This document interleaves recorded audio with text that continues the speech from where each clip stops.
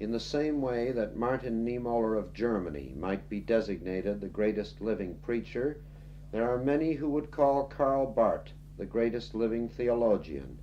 It is certainly true that every modern theologian has had to confront the thinking of this great Swiss, and that most of them all over the world are either pro-Barth or anti-Barth.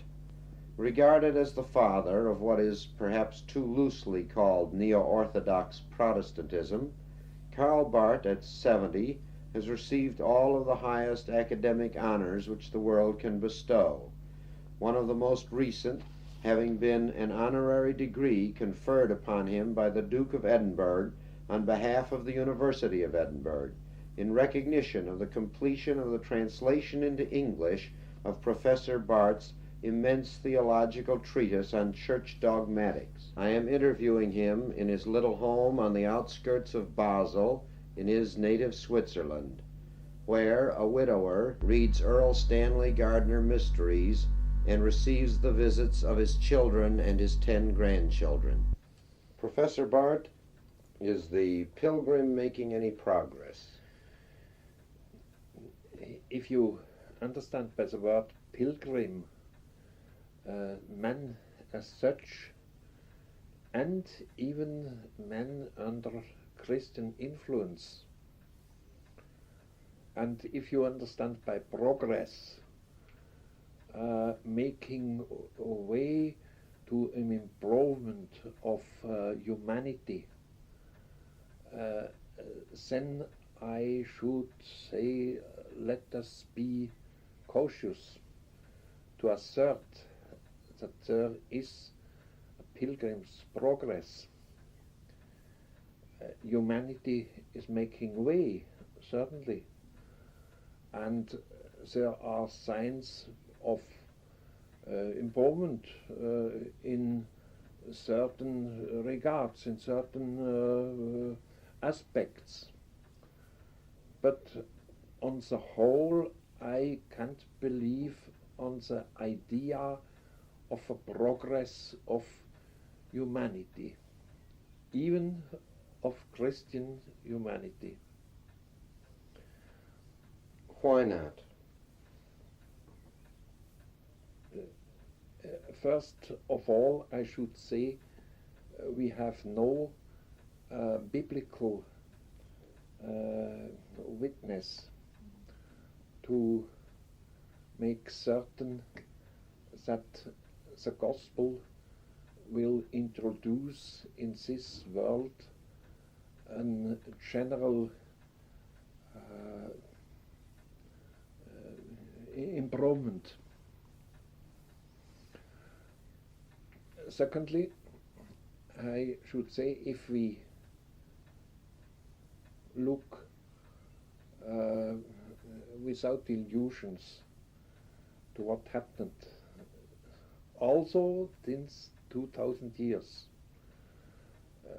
we must ask ourselves whether humanity became better as a whole. Perhaps we could ask even whether there is not many falling backs behind, for example, the Greek antiquity.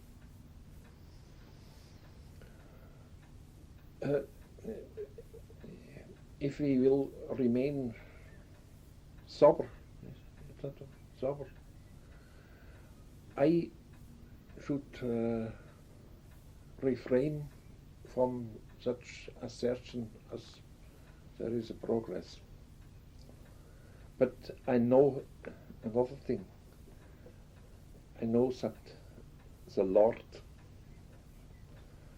God who is governing the world, He is making way, and He knows humanity, and He knows His purposes, and He is progressing with us, even if we remain always the same, even if we fall back, that's the appearance of history.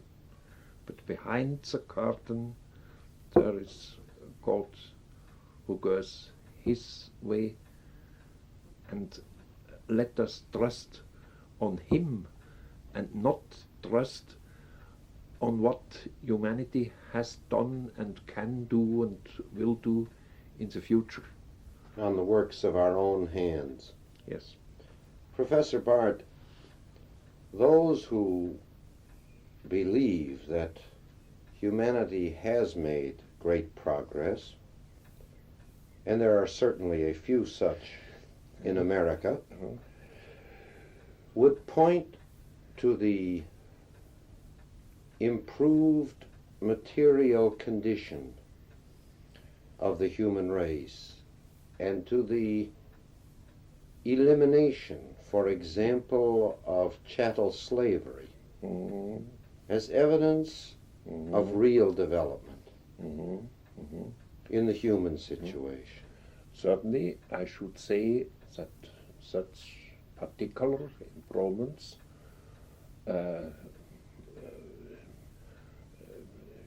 show us the reality that the world is not only bad, but there are also good points. But when slavery has been abolished, well, new difficulties has arisen since then, and also new horrors who are not yet overcome, but who has increased since this improvement, you see. So that the idea of a general progress can't be proved even by examples of this kind. A Christian is a free man, not for him personally only, but also free for the other. What I call humility means openness, togetherness, a humanity who is, so to say, I don't know whether there is an English word, co-humanity. Yes? Because if we are humble, we are together. Insofar as we believe in ourselves, we are not together. We are separated.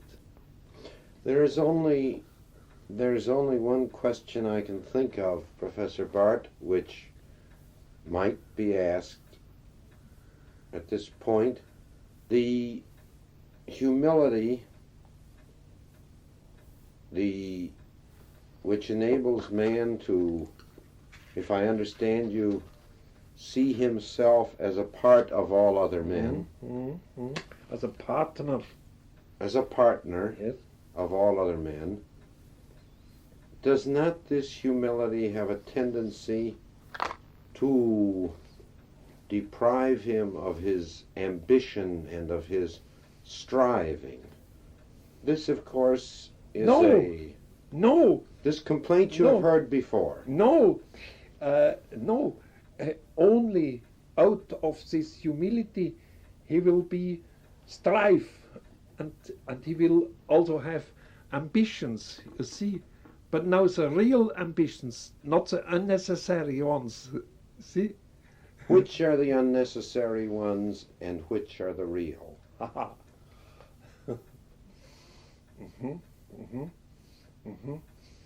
An unnecessary ambition is, for example, the idea, I must be right, and you are wrong. You see? A necessary ambition, in the contrary, is there is a right above us two, and we will always be wrong over against this right. And now I have to look upon this right beyond us all, and from day to day it means an ambition, yes, and a strive for it, but now we are on the real plane and not in a dream, because the other thing, that's a dream. The reality, as we call it, in our ordinary daily life, Yes. this is the dream. That's a dream. That's a dream, yes. And just a word more to make the reality, the actual reality, a little clearer. Can you speak to that point just a little further? Well, look, the ultimate reality is God and His will and His word spoken to us, and now living for ourselves in reality means accept His work and hear His word and become obedient to Him, and then we are, as creatures, as poor men, we are on the solid ground of God. Do you see the point of reality? Because reality means the ultimate reality, not what we call so. Yes. Professor Barth, in closing, I should like to ask you, I don't know if this is a question you feel competent to answer. As a European Christian, is there anything which you should like to say specifically to the American Christian? No, I don't think that I am competent. I have never been in America, and I know many Americans who come here in order to study. I like them, but I don't look upon them as Americans, but as human and Christian beings. I don't like this aspect, America, Europe, over against the one. Let us try to live together, and let us not believe in our standards. American way of life and European way of life. There is but one way of life, and we are in the same boat together, and so I have no special need to tell you something about a message for Americans. If I have something like a message, well, that's a message for me, for you, for us all. You see? Yes. Thank you very much, Professor Barth. Voices of Europe was produced and recorded in Europe by Milton Mayer, in cooperation with the University of Chicago, under a grant from the Educational Television and Radio Center. This program is distributed by the National Association of Educational Broadcasters.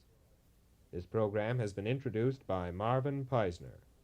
This is the NAEB Radio Network.